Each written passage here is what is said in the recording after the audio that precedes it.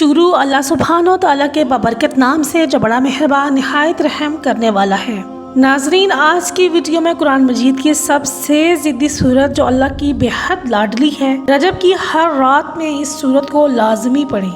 یہ ماہ رجب کا قرآن وظیفہ آپ کی خدمت میں پیش کر رہی ہوں، امید ہے آپ کو بہت فائدہ ہوگا۔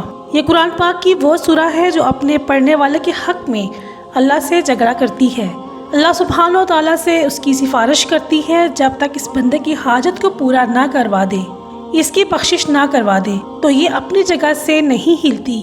تو رجب کی ہر رات بہت ہی مبارک رات ہوتی ہے، بہت ہی بابرکت رات ہوتی ہے۔ تو رجب کی راتوں میں اس سورت کو آپ لازمی پڑھیں۔ جو بندہ روزانہ رات کو یہ سورت پڑھ کر سوتا ہے تو اللہ سبحانہ و تعالیٰ اس کی ہر جائز حاجت کو پورا فرماتے ہیں، اس کی ہر جائز دعا قبول فرماتے ہیں اور اس انسان کی زندگی سے پریشانیوں کو دور کر دیتے ہیں۔ اس سورت کی برکت سے اس کے گھر میں رزق میں خوب فراوانی ہوتی ہے، دنیا میں بھی اسے پڑھنے کے فائدے ملتے ہیں اور مرنے کے بعد یہ سورت اسے عذاب قبر سے نجات دیتی ہے۔ یہ سورت فرشتوں کے سامنے کھڑی ہو جاتی ہے، اس بندے کے لیے لڑتی ہے، جگڑتی ہے، پھر اللہ کے حضور پیش ہو کر اس کی بخشش کروا دیتی ہے۔